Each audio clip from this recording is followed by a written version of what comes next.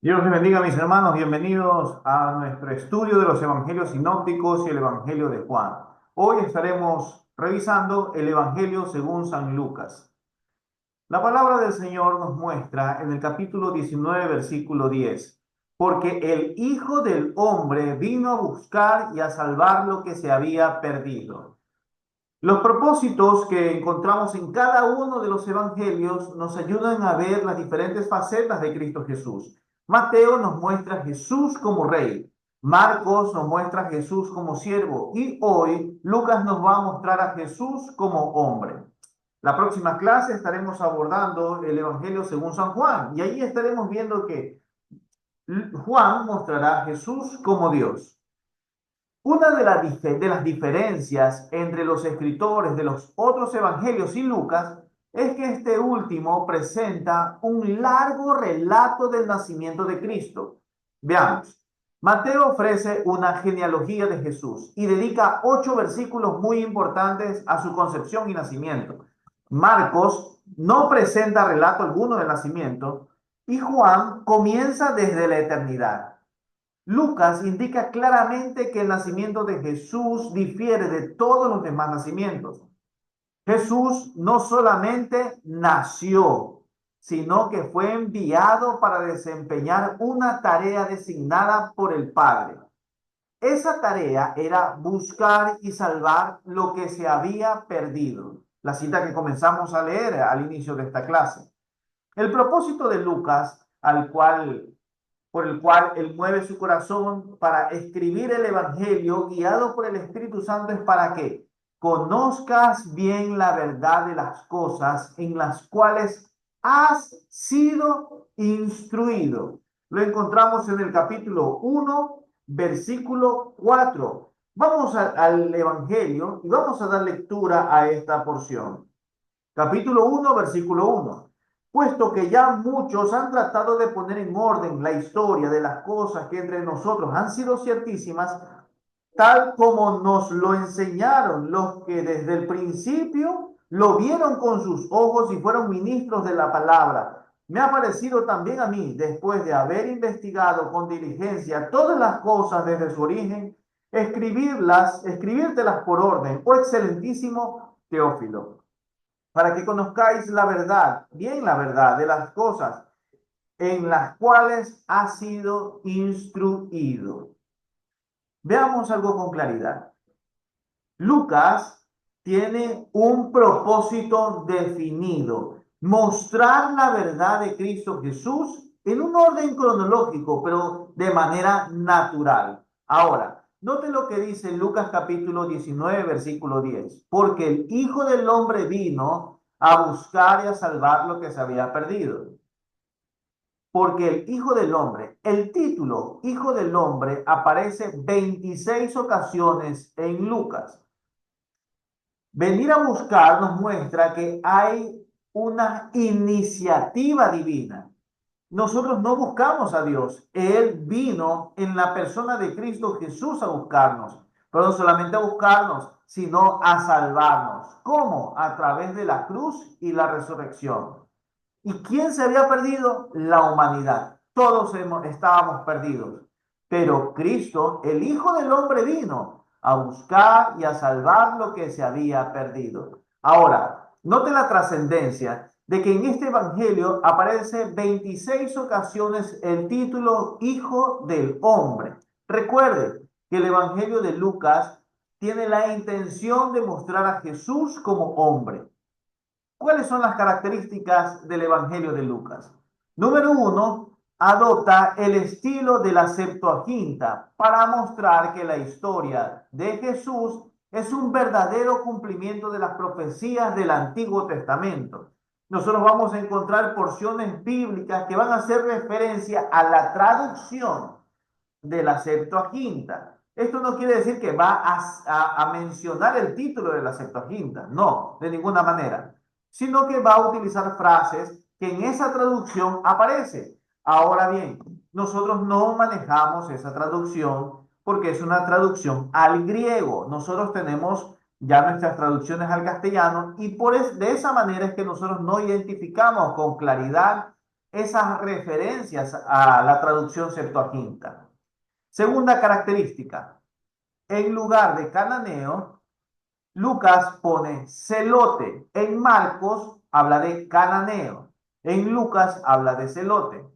En lugar de rabí, que lo encontramos en Marcos, maestro, lo encontramos en esta otra porción. En lugar de Raboni, aparece en Marcos, nosotros lo encontramos en Lucas como Señor. Y en lugar de Gólgota, que aparece en Marcos, en Mateo lo vamos a encontrar como el lugar de la calavera, que es el lugar donde fue llevada la crucifixión de nuestro Señor Jesucristo. Tercera característica, Lucas puede ser muy indefinido.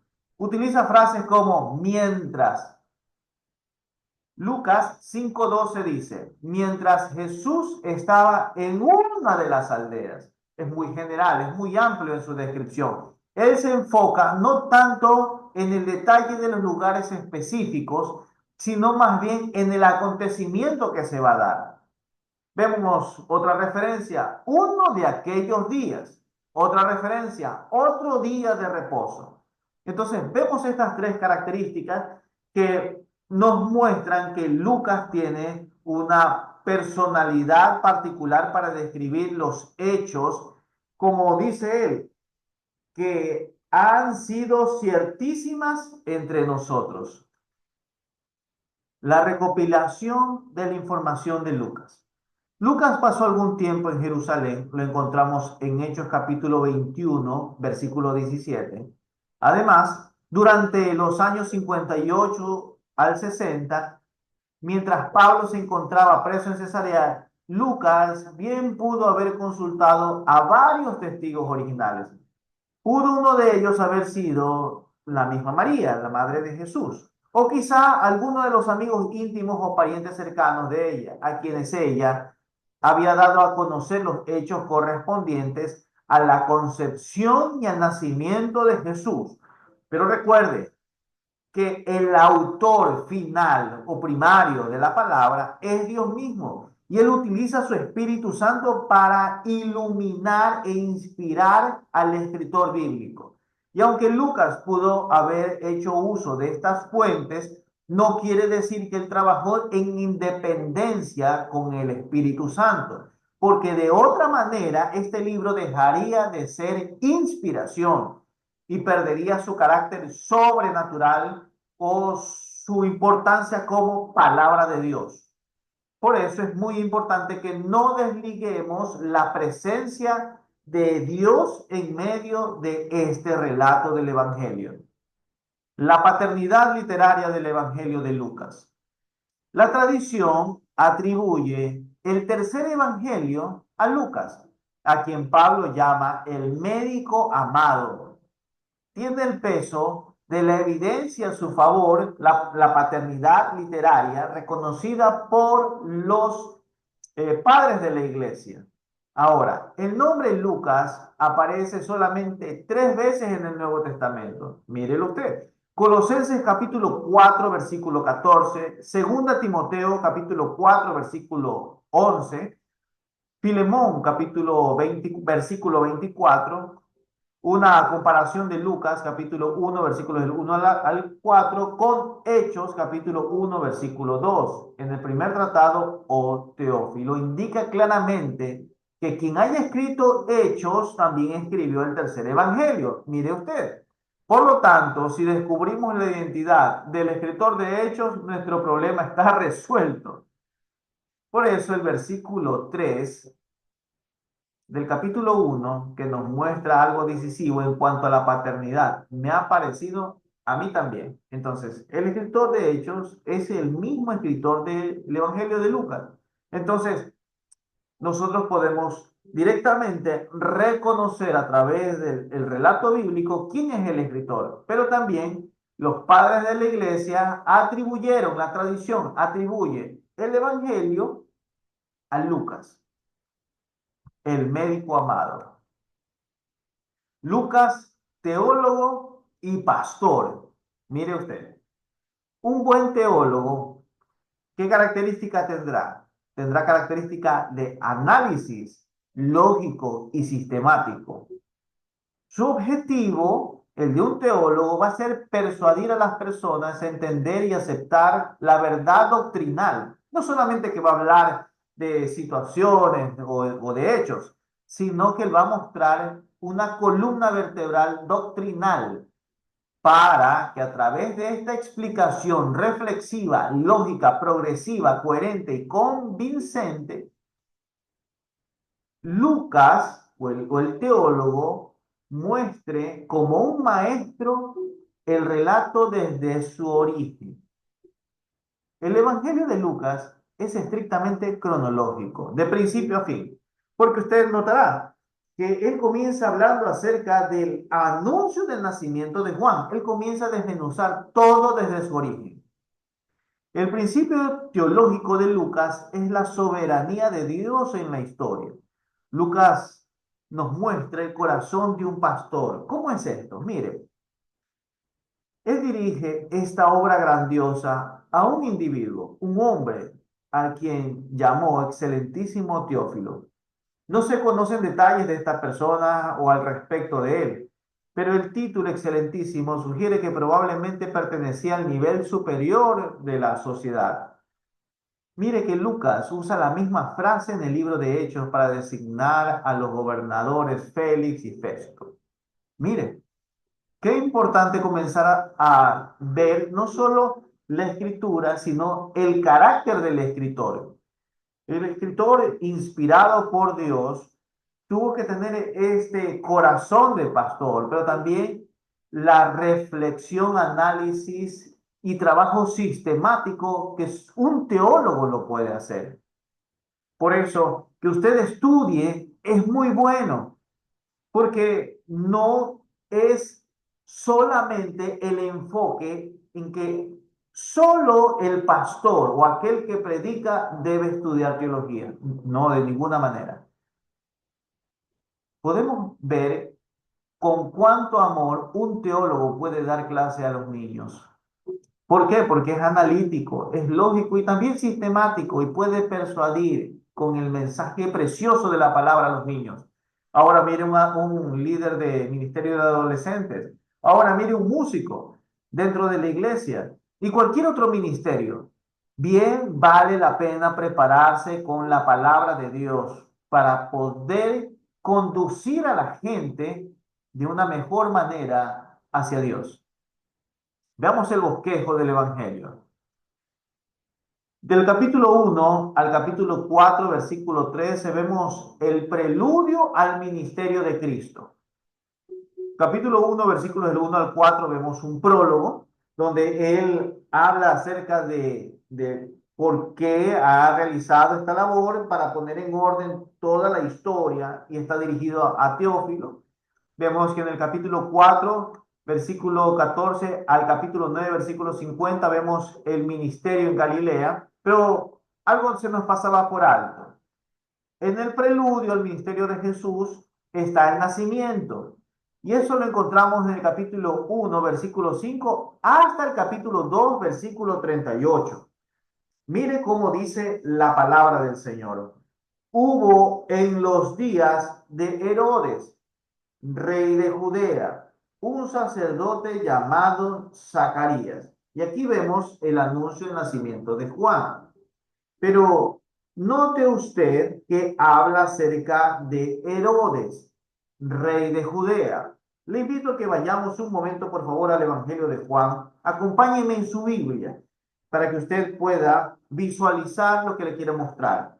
Mateo capítulo 1, dice la palabra del Señor. Vamos al capítulo 2. Dice así, capítulo 2, versículo 1. Cuando Jesús nació en Belén de Judea en días del rey Herodes. Vemos que el mismo rey Herodes que se encontraba con la supervisión romana, él era un administrador de Judea y estaba bajo el control del imperio romano del César. Bien, Herodes era rey de Judea en el tiempo del anunciamiento del nacimiento de Juan, pero también cuando Jesús nació. Este rey Herodes es aquel a quien los sabios de Oriente van y visitan para preguntar dónde iban a ser el rey de los judíos. ¿Cuál es el punto al que quiero llegar? Cuando usted lee Mateo capítulo 2, ve que dice que Herodes era el rey que era el rey de Judea. Pero más adelante usted va a encontrar que a partir que Jesús entra en escena, a Herodes se le deja de llamar rey. ¿Por qué? Porque Jesús es el verdadero rey de los judíos. Y usted puede examinar el capítulo 2 del Evangelio según San Mateo, y se va a dar cuenta de este pequeño detalle, que el Señor nos está mostrando que el rey Herodes era reconocido como tal en la Biblia solo como rey hasta que Jesús entre en escena. Y es de esta manera que nosotros podemos ver que en el versículo 2 dice, diciendo, ¿dónde está el rey de los judíos que ha nacido? Ahora bien, cuando nos aproximamos a capítulo 2 versículo 14, dice así, versículo 15 dice así, y estuvo allá hasta la muerte de Herodes. Esto es algo muy importante. Herodes era reconocido como rey solo hasta que Jesús entró a la escena, que era el verdadero rey de los judíos. Volviendo a Lucas, Lucas nos dice que Herodes era el rey de Judea, pero esto nos ayuda a ver que los sinópticos van de la mano y deben verse juntos. Muy bien, vamos a continuar. En el bosquejo del Evangelio de Lucas, vemos que en el capítulo 4, versículo 14, el capítulo 9, versículo 50, está el ministerio en Galilea. Recuerden que cuando comenzamos a graficar el camino de Jesús, los viajes de Jesús, su ministerio fue desarrollado en Galilea. En Galilea era donde se encontraba la mayor población pobre de Israel. Capítulo 4 al capítulo 6, versículo 16, dice así, comienzo del ministerio de Cristo. Vamos al capítulo 4 de Lucas y mire cómo inicia. ¿Cómo inicia en el versículo 14 el ministerio de Jesús?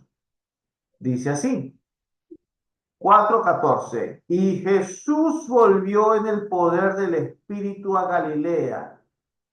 Volvió en el poder del Espíritu. ¿Y cuándo pasó esto? Cuando él pasó la prueba en el desierto. Y allí inicia su ministerio. Al analizar esto en nuestro contexto, nos ayuda a entender que todo siervo de Dios pasa una prueba. Al inicio de su ministerio vivirá una prueba. ¿Y cuál era la característica de la prueba que el enemigo quiso hacer con Jesús? Bueno, él decía, si eres el Hijo de Dios, di a estas piedras que se conviertan en pan. Lánzate, porque a sus ángeles mandará acerca de ti para que tu pie no tropiece en piedra alguna. Y el enemigo en todo momento quiso tentar a Jesús para que él muestre quién es. Muchas de las veces que un siervo de Dios es tentado al inicio de su ministerio, el enemigo va a querer que usted pruebe quién es usted. Bien, usted no necesita probar nada a nadie. Usted solamente necesita caminar, como dice la palabra, en el poder del Espíritu, como dice Lucas capítulo 4, versículo 14. Y Jesús volvió en el poder del Espíritu. Así que tome esta enseñanza para que usted no solamente la conozca, sino que la viva y esté preparado para poner un blindaje en su corazón y usted pueda pasar toda prueba que el enemigo quiera poner delante suyo. Capítulo 6, versículo 17 al capítulo 9, versículo 50, vemos la continuación de la obra de Cristo.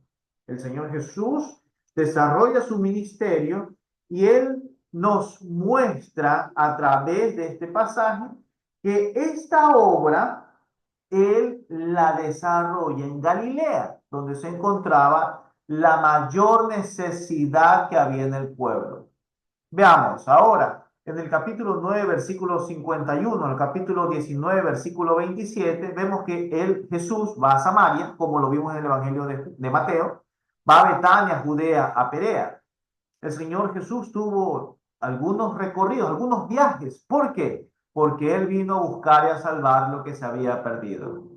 Ahora, del capítulo 19 al capítulo 23 vemos la descripción de la Semana Santa. Es por eso que podemos ver con claridad que del capítulo 19, versículo 28 al 44, Jesús desarrolla actividades que se relacionan o se identifican que ese pudo haber sido el día lunes. Capítulo 19, versículos del 45 al 48, el martes. Capítulo 20 al capítulo 22, versículo 6, el miércoles. Capítulo 22, versículo 7 al 53, el jueves.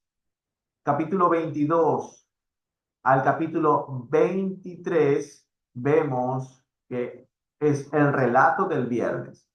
La consumación del ministerio de Cristo se encuentra en el capítulo 24 y ahí vemos la resurrección y la ascensión. Este es un bosquejo que hemos hecho acerca del Evangelio de Lucas. Vamos por favor a Lucas capítulo 18, versículos del 9 al 14. Acompáñenme en su Biblia para que usted pueda dar lectura a esta porción bíblica. Lucas capítulo 18, versículos del 9 al 14, dice la palabra. A unos que confiaban en sí mismos como justos y menospreciaban a los otros, dijo también esta parábola. Dos hombres subieron al templo a orar. Uno era fariseo y el otro publicano. El fariseo, puesto en pie, oraba consigo mismo de esta manera: Dios, te doy gracias porque no soy como los otros hombres, ladrones, injustos, adúlteros, ni aun como este publicano. Ayuno 2 veces a la semana, doy diezmos de todo lo que gano. Mas el publicano, estando lejos, no quería ni aun alzar los ojos al cielo, sino que se golpeaba el pecho, diciendo: Dios, sé propicio a mí, pecador. Os digo que éste descendió a su casa justificado antes que el otro, porque cualquiera que se enaltece será humillado, y el que se humilla será enaltecido. Mire, una clave para interpretar correctamente las parábolas es el ver el contexto de cada uno. La interpretación de esta parábola la encontramos en el versículo 14. Mire, dice la palabra: os digo que éste descendió a su casa justificado antes que el otro, porque cualquiera que se humille será cualquiera que se enaltece será humillado y el que se humilla será enaltecido. Entonces, vemos con claridad cuál era el propósito de esta parábola. Ahora, ¿cuáles son los elementos que aquí resaltan? La oración, el fariseo, el publicano y la justificación. La oración. ¿Por qué orar a Dios si Él ya conoce todo? ¿Será que puedo cambiar la mente o los planes de Dios? Esto nos lleva a analizar la oración que cada uno de ellos hacía. Uno hacía oración para justificarse y el otro hacía oración para acercarse a Dios en arrepentimiento. ¿Por qué orar si Dios ya lo conoce todo? ¿Será que puedo cambiar la mente o los planes de Dios? El publicano. ¿Quién era?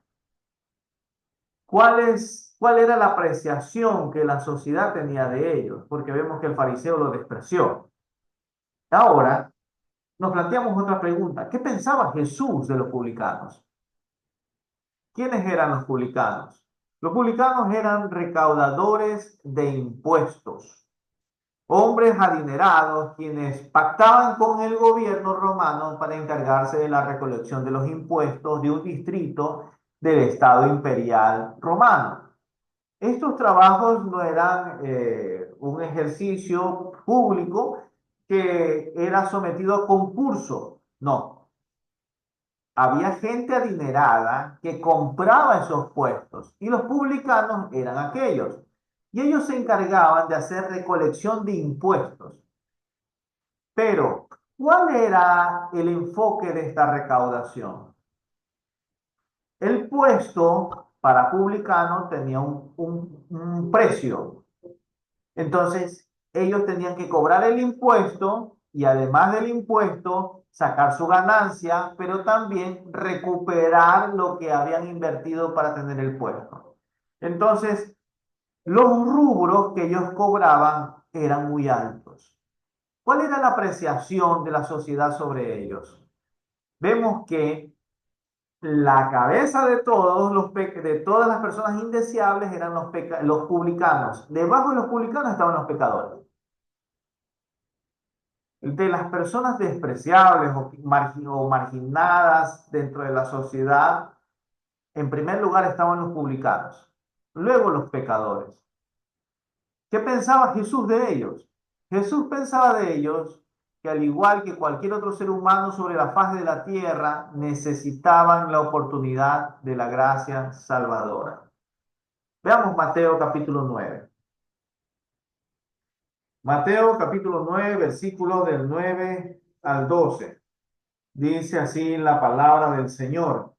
Pasando Jesús de allí, vino a un hombre llamado Mateo, que estaba sentado al banco de los tributos públicos, y le dijo, sígueme. Y se levantó y le siguió.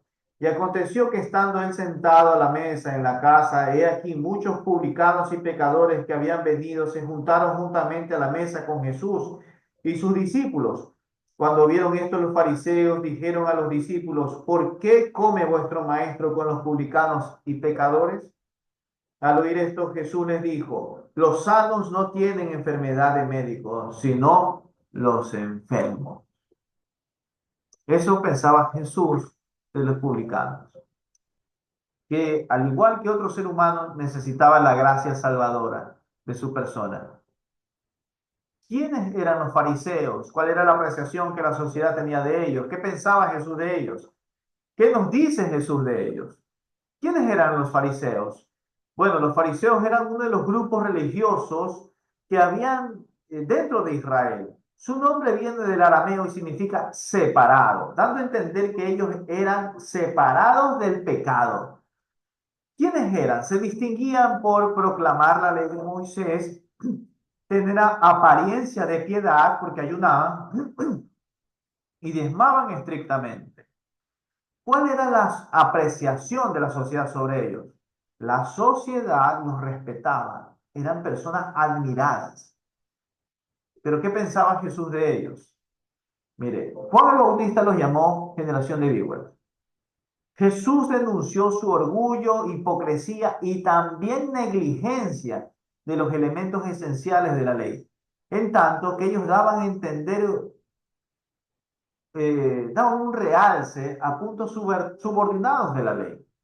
Los fariseos fueron los que conspiraron para matar a Jesús. Ellos proclamaban la ley de Moisés, pero no la cumplían.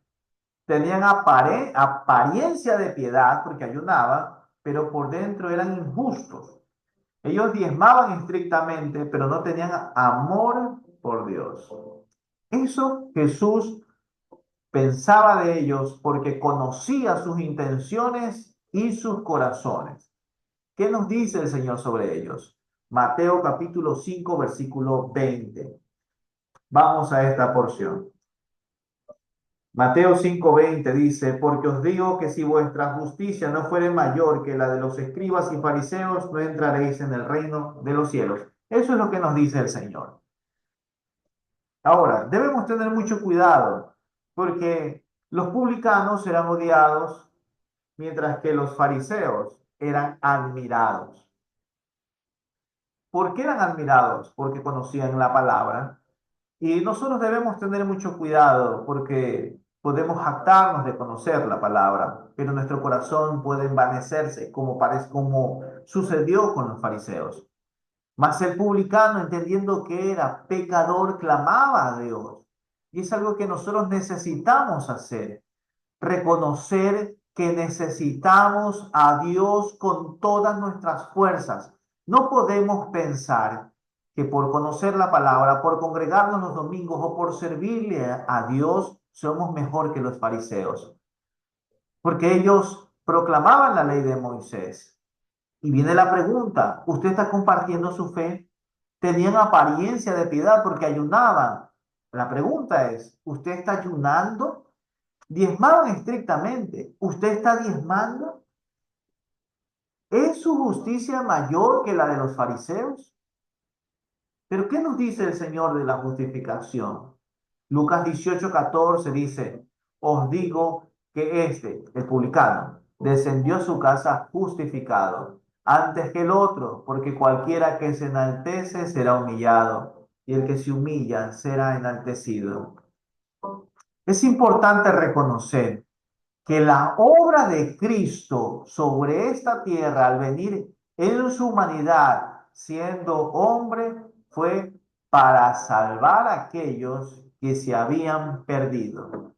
Ahora bien, si esta palabra a usted le ha hecho reflexionar o ha impactado su vida, yo quiero invitarle a que usted al terminar esta lección de hoy, usted abra su corazón al Señor y le invite nuevamente a que visite su vida, a que Él transforme desde adentro hacia afuera su ser y que así podamos caminar confiadamente a la espera de la venida de nuestro Señor, quien una vez vino como hombre, pero volverá en las nubes, cabalgando como el Dios vivo y eterno que viene por su iglesia.